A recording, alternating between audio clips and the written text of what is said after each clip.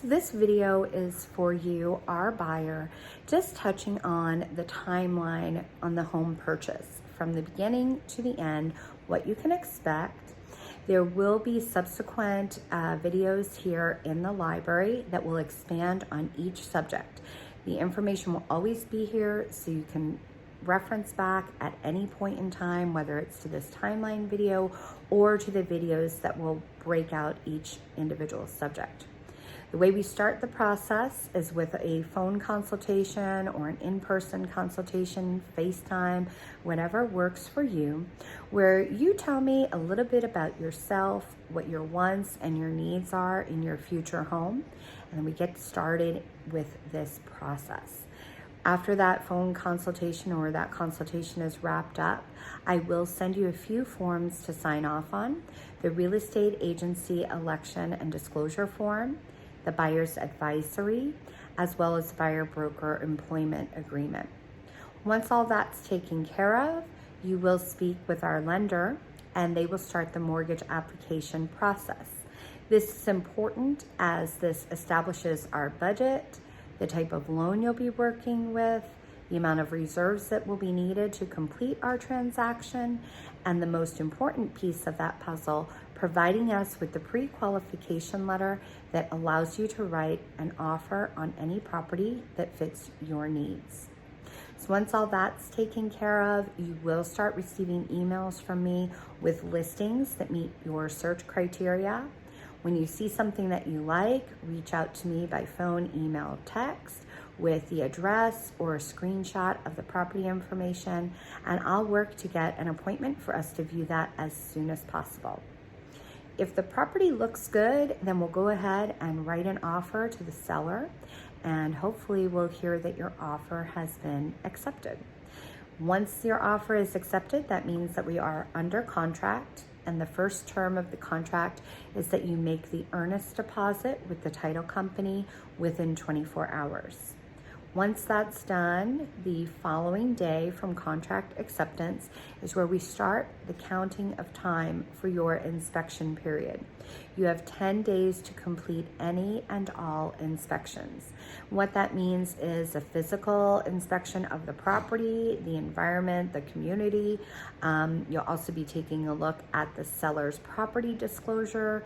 You'll be taking a look at the letter of experience that's provided by their home insurance policy, telling us if there have been any claims made in the past 5 years. This is also your opportunity to look through the HOA and CC&R documents if they apply to this particular property. Once you've completed all of these investigations, whether it's in the paper trail, the neighborhood, or the physical investigation of the property, we can make the decision to close the inspection period and submit to the seller a request for repairs. We call that the BINSR. It's the buyer's inspection notes and seller's response. So at this point in time, if you feel that you've discovered items that concern you and you do not want to move forward with the contract, you are able to cancel the contract. As long as it's for a material fact, you will receive your earnest money back. This is also the opportunity where you can ask the seller to make a necessary repair to the property in order to move forward.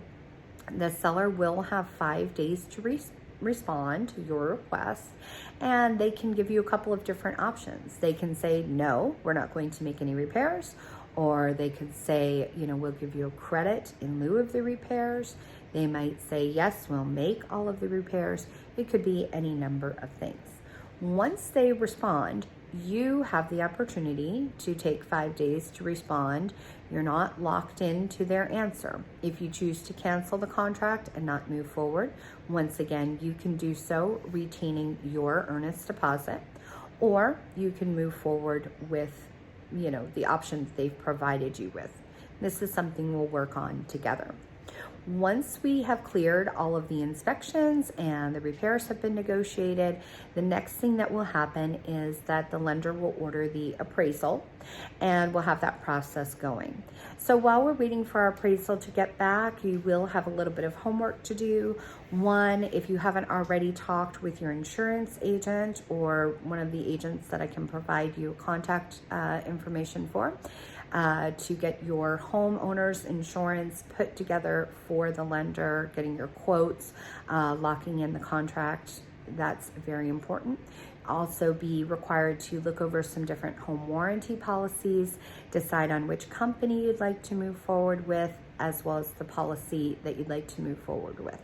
We will go ahead and take care of ordering the warranty for you, and the payment is due at the close of escrow. In some situations, that might be paid for by the seller. In most situations these days in 2021, it will likely be paid for by you, the buyer. But obviously that's fluid depending upon the particular market. So once those pieces are done, you want to really start focusing on arranging your movers, setting up the utilities to be turned on the close of escrow date. You will also, as we get a little bit closer to the close of escrow date, receive the closing disclosure letter from the lender. It's important that you sign off on that as soon as you can, once any questions have been clarified by the lender, because that sort of releases us to move forward with signing the loan documents after a 3-day period has passed. Again, as we get a little bit closer to the close of escrow, typically within about 3 to 5 days, we will conduct a final walkthrough of the property. What we're doing is making sure that the property is in the same condition that it was on the day that you wrote your offer and that the offer was accepted. That's what we're looking for. If there were repairs that were made, we will be validating with the inspection company that all of those repairs were done properly, and that the work that we're receiving receipts for matches what was requested.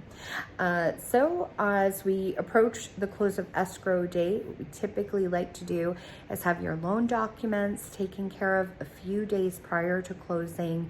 Typically about 3 days prior, you'll have the mobile notary meet you to sign off on all the documents, the loan, paperwork, everything related to closing, and you will wire the funds for the closing over to the title company so that it is there on or before the close of escrow date.